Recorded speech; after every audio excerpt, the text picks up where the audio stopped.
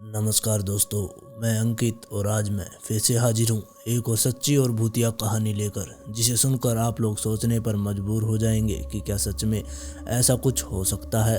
अगर आपके साथ या आपके किसी दोस्त के साथ ऐसा कभी कुछ हुआ है तो आप अपनी स्टोरी मेरे साथ मेरे इंस्टाग्राम पर शेयर कर सकते हैं। मैं इंस्टाग्राम का लिंक आपको डिस्क्रिप्शन में दे दूंगा।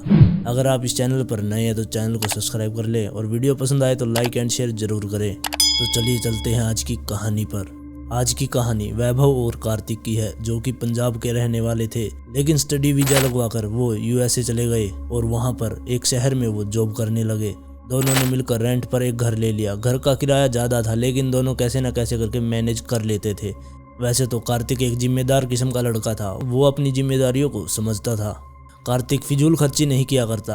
कार्तिक जो जरूरी काम की चीजें हुआ करती उन्हीं पर पैसे लगाया करता, वो ऐसे फिजूल खर्ची नहीं करता। और दूसरी तरफ वैभव कार्तिक से बिल्कुल अलग था, क्योंकि वैभव को क्लब जाना, पार्टी जाना पसंद था। वो पैसों को ऐसे ही उड़ाता था। लेकिन दोनों की जोड़ी अच्छी थी और अमेरिका में छोटे छोटे ऑक्शन हुआ करते, मतलब कि घर में किसी की कोई चीज़ काम की नहीं होती, वो उसे बाहर रखकर उस पर टैग लगा देता कि ये इतने डॉलर की है। जिसको वो पसंद होती वो उसे वहाँ से ले जा सकता था।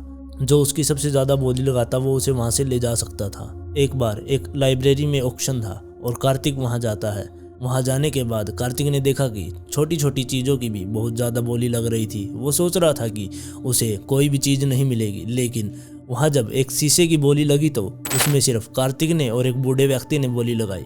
लेकिन कार्तिक ने उस बूढ़े व्यक्ति से ज़्यादा बोली लगाकर उस शीशे को खरीद लिया और अपने साथ अपने घर ले आया। घर पर आने के बाद कार्तिक ने शीशा वैभव को दिखाया। वो शीशा ऐसा लग रहा था कि पुराने टाइम का। फिर वो दोनों उस शीशे को बाथरूम में लगा देते, क्योंकि उनके बाथरूम में कोई शीशा नहीं हुआ करता। फिर इसके बाद वो दोनों काम पर चले जाते हैं और शाम को घर आ जाते हैं। घर आने के बाद वो दोनों सो गए और कार्तिक को रात को उठकर वॉशरूम जाने की आदत थी, तो कार्तिक रात को उठता है और वॉशरूम जाता है। लेकिन थोड़ी देर बाद कार्तिक वॉशरूम से चिल्लाता हुआ बाहर की ओर आता है।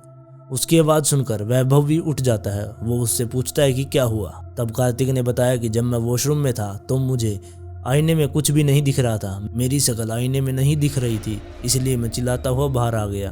फिर वैभव कार्तिक को अपने साथ उस वॉशरूम में लेके जाता है और उसे दिखाता है कि हम दोनों इसमें दिख रहे हैं। फिर वैभव कार्तिक से कहता है, ये तेरे मन का कोई वहम होगा, तू नींद में उठा है इसलिए तुझे ऐसा कुछ लगा होगा।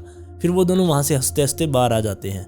वैभव तो दोबारा सो गया, लेकिन कार्तिक को नींद नहीं आ रही थी, इसलिए वो जाके लिविंग रूम में बैठ गया। लिविंग रूम में बैठने के बाद वो शीशे से बाहर देखने लगा। अंदर अंधेरा था, बाहर सब कुछ दिख रहा था। जब कार्तिक शीशे से बाहर देख रहा था, उसे बहुत दूर एक आदमी खड़ा दिखाई दिया। उसकी शक्ल साफ नहीं दिख रही थी, वो थोड़ा धुंधला धुंधला दिख रहा था। इसके बाद कार्तिक उठकर शीशे के पास जाकर उसे आदमी को देखने लगता है, लेकिन उसे तब भी वो साफ नहीं दिख रहा था। इसके बाद कार्तिक के पास एक मैसेज आता है। वो फ़ोन निकाल कर मैसेज चेक करता है, फिर फ़ोन जेब में डालता है तो वापस से उस आदमी को देखने के लिए अपना फेस जैसे ही ऊपर करता है, वो आदमी और भी पास आ गया था। वो देख के थोड़ा डर गया कि वो आदमी उसे ही घूरे जा रहा है। वैसे तो अंदर का कुछ दिखाई नहीं दे रहा, लेकिन फिर भी वो आदमी उसे घूर क्यों रहा है। फिर कार्तिक वैभव को आवाज़ देता है कि वो आदमी मुझे घूर रहा है। इसके बाद वैभव उठकर धीरे धीरे कार्तिक की तरफ आता है। तब तक कार्तिक ने देखा कि वो आदमी बहुत पास आ गया है, लेकिन अभी भी उसका चेहरा साफ नहीं दिख रहा। बाकी सारी चीज़ें जो बाहर है वो सारी उसे क्लियर दिख रही है, लेकिन वो आदमी का चेहरा ही उसे साफ नहीं दिख रहा।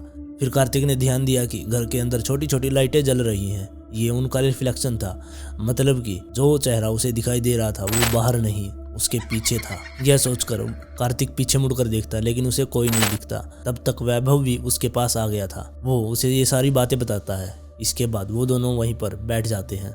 वैभव अपना फ़ोन चलाने लगता है, लेकिन कार्तिक को फ़ोन नहीं चलाना था, इसलिए वो वहाँ पर अपना लैपटॉप खोलकर बैठ जाता है। लैपटॉप ऑन होने से पहले थोड़ी देर के लिए उसकी स्क्रीन ब्लैक होती है। तब कार्तिक को वही आदमी जो खिड़की पर था, वही आदमी उस लैपटॉप के अंदर दिखता है। जब वो उसे ध्यान से देखने लगता है, तब लैपटॉप से एक हाथ बाहर की ओर आता है और कार्तिक की गर्दन पकड़कर उसे लैपटॉप में खींचने लगता है। फिर कार्तिक वैभव को अपनी मदद के लिए बुलाता है। वैभव ये सब देखकर बहुत ज्यादा हैरान हो गया कि ये क्या हो रहा है। वो भागकर कार्तिक के पास गया। उसने ना तो कार्तिक को छुआ ना उस हाथ को। उसने जाते ही सीधा लैपटॉप को बंद कर दिया, जिससे वो हाथ भी गायब हो गया।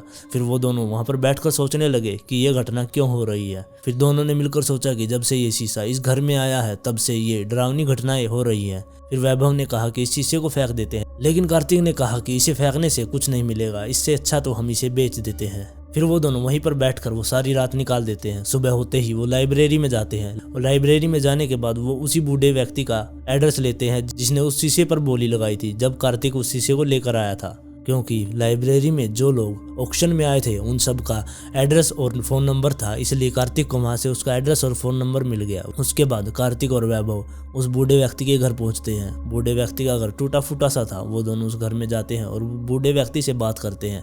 कार्तिक ने उस बूढ़े व्यक्ति से कहा कि आप इस शीशे को खरीदेंगे क्या? बूढ़े व्यक्ति ने कहा कि हाँ, मैं इस शीशे को खरीदना चाहता हूँ। फिर कार्तिक ने पूछा कि इस शीशे में ऐसा क्या है जो इसे आप खरीदना चाहते हैं? बूढ़े व्यक्ति ने बताया कि ये शीशा आम शीशा नहीं है, यह शीशा बहुत पुराना है और इसमें कुछ शक्तियाँ हैं। मैं देखना चाहता हूँ कि वो शक्तियाँ क्या है, इसलिए मैं इसे खरीदना चाहता हूँ। तो कार्तिक सोचता है कि इस बूढ़े ने तो अपनी जिंदगी जी ली है, हम अपनी जिंदगी क्यों खराब करें। इसलिए कार्तिक उस बूढ़े व्यक्ति को वो शीशा दे देता है और जितने पैसे उसने दिए वो लेकर अपने घर आ जाता है। घर आने के बाद दोनों काम पर चले जाते हैं और शाम को आने के बाद फिर वो दोनों खाना वगैरह खाते हैं और वैभव फोन चला रहा था। कार्तिक सो गया था। फिर कार्तिक को रात को उठने की तो आदत है ही वॉशरूम के लिए। फिर कार्तिक उठता है और वॉशरूम जाता है, लेकिन तभी वैभव को वॉशरूम से कुछ आवाज आती है जैसे कि कोई कांच की चीज टूटी हो। फिर वैभव कार्तिक से पूछता है कि क्या हुआ। फिर कार्तिक ने बताया कि कांच की बोतल नीचे गिरकर टूट गई है। फिर थोड़ी देर बाद कार्तिक बाहर आता है, लेकिन वैभव को कार्तिक अजीब सा लग रहा था क्योंकि कार्तिक ने जो टी शर्ट डाल रखी थी उस पर जो अक्षर थे वो उल्टे लिखे हुए थे। कार्तिक के गाल पर इस साइड पिंपल थे लेकिन अब इस साइड पिंपल हो गए थे। यह देखकर वैभव सोचने लगता है कि ऐसा कैसे हो सकता है। फिर कार्तिक वैभव से कहता है कि मुझे कुछ काम है, मैं अभी आता हूँ थोड़ी देर में। लेकिन वैभव भी कार्तिक से कुछ नहीं पूछता क्योंकि कार्तिक ऐसे ही रात को कई बार काम पर जाया करता। फिर थोड़ी देर बाद वैभव वॉशरूम जाता है, लेकिन वहां पर देखकर वो हैरान हो जाता है क्योंकि कार्तिक वहीं नीचे गिरा हुआ था। वैभव कार्तिक को देखकर बहुत ज्यादा हैरान था कि कार्तिक अभी तो बाहर गया था तो ये अंदर कैसे आ गया। फिर उसने कार्तिक को चेक किया, कार्तिक की सांसें चल रही थी। फिर वैभव ने उस शीशे को देखा, शीशे में एक छेद था। ऐसा लग रहा था मानो कि कोई पीछे से कोई चीज इस शीशे से बाहर आई है। इसके बाद वैभव कार्तिक को उठाता और एम्बुलेंस में डालकर हॉस्पिटल में ले जाता है। हॉस्पिटल में ले जाने के बाद वो वैभव लाइब्रेरी में फ़ोन करता है, लेकिन लाइब्रेरी में कोई फ़ोन नहीं उठाता क्योंकि रात ज़्यादा हो रखी थी। इसलिए वैभव उस लाइब्रेरी के मालिक का नंबर निकालता है और उस पर फ़ोन करता है, लेकिन पहले तो कोई उसका फ़ोन उठा नहीं रहा था। 4-5 बारी फ़ोन करने के बाद उस लाइब्रेरी के मालिक ने उसका फ़ोन उठाया। फ़ोन उठाते ही वैभव बोलने लगा कि फ़ोन मत काटना, कि ये किसी की ज़िंदगी और मौत का सवाल है। तब लाइब्रेरी के मालिक बोला कि हाँ बोलो क्या हुआ।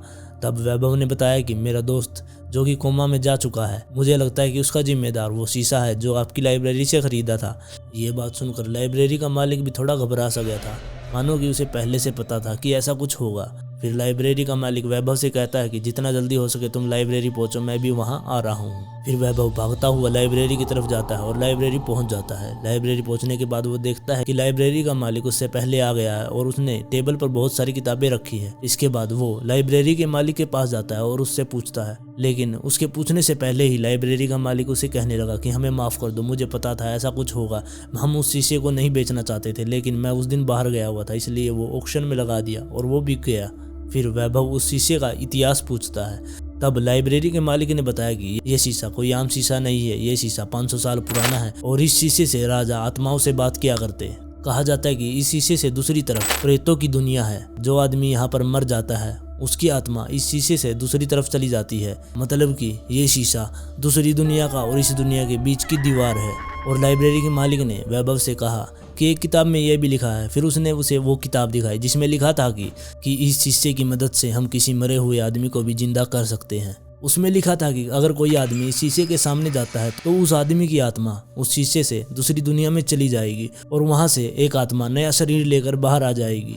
अब वैभव को समझ आ रहा था कि कार्तिक के साथ क्या हुआ है। कार्तिक ने उस शीशे में देखा था, इसलिए उसकी आत्मा उस दूसरी दुनिया में चली गई है और दूसरी दुनिया से जो आत्मा आई है वो ये नए शरीर के साथ यहाँ पर घूम रही है। फिर लाइब्रेरी के मालिक ने बताया कि 40 साल पहले यहाँ पर एक आदमी काम किया करता जो कि इस शीशे के साथ छेड़छाड़ किया करता, उसे जादू टोना आता था। बाद में पता चला कि उस आदमी ने अपनी फैमिली के साथ मिलकर एक बैंक रॉबरी की थी। उस बैंक रॉबरी में उसकी फैमिली के 4 लोग मर गए थे, लेकिन वो जेल में था। उसने केस को कैसे न कैसे घुमाकर वो बाहर आ गया था। इसके बाद पता नहीं उसे कैसे यहाँ पर काम मिल गया और वो यहाँ पर काम करते करते उसने इस शीशे के साथ जादू टोना किया और यहाँ के 3 लोग कोमा में चले गए। लगता है उसने अपनी फैमिली के 3 लोगों को जिंदा कर लिया था। इसके बाद लाइब्रेरी के मालिक ने फ़ोन कर पुलिस को बुलाया और उसको पकड़वा दिया था। फिर लाइब्रेरी के मालिक ने बताया कि सुनने में आया है कि वो व्यक्ति दोबारा दिखाई दिया था। लाइब्रेरी के मालिक ने बताया कि जिस दिन कार्तिक शीशे की बोली लगा रहा था उस दिन वो बूढ़ा व्यक्ति भी यहीं पर था। कार्तिक ने उस दिन ज्यादा बोली लगाकर उससे शीशा तो नहीं लेने दिया, लेकिन वो खुद उसके जाल में फंस गया। कार्तिक शीशे के सामने जाते ही वो दूसरी दुनिया में चला गया और उसका घर का कोई एक आदमी जिंदा हो गया होगा। फिर वैभव ने इसका कोई इलाज पूछा। तब लाइब्रेरी के मालिक ने उसे किताब दिखाई जिसमें लिखा था इससे बचने के 2 उपाय हैं, या तो उस प्रतिबिंब को मार दिया जाए या फिर जो प्रतिबिंब इससे बाहर आया उसे उस शीशे में वापस भेज दिया जाए। फिर वो दोनों उस बूढ़े व्यक्ति के घर जाते हैं। घर बाहर से बंद था लेकिन साइड में खिड़की थी, वो खुली हुई थी। वो दोनों उस खिड़की के सहारे अंदर चले जाते हैं। वो दोनों देखते हैं कि अंदर शीशा था। इससे वो समझ गए थे कि वो यहीं पर है, अभी गया नहीं है। इसके थोड़ी देर बाद वो प्रतिबिंब और वो बूढ़ा व्यक्ति उस घर में आते हैं। घर में आने के बाद वो दोनों उन पर झपट पड़ते हैं और वैभव ने उस प्रतिबिंब को पकड़ लिया और लाइब्रेरी के मालिक ने उस बूढ़े व्यक्ति को। वो प्रतिबिंब इतना हल्का था, मतलब 4-5 किलो का ही था।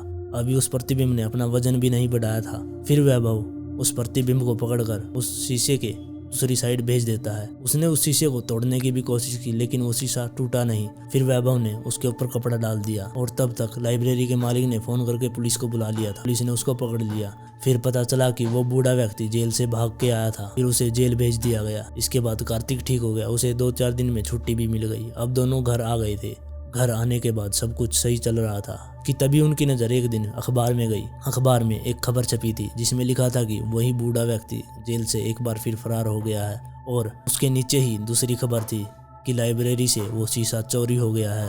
आपको क्या लगता है कि ऐसा कुछ हो सकता है कि शीशे से कोई आदमी अपनी दुनिया में आ जाए? आप अपनी राय मुझे कमेंट में दें। अगर आप इस चैनल पर नए हैं तो चैनल को सब्सक्राइब कर ले। वीडियो पसंद आई तो लाइक एंड शेयर जरूर करें।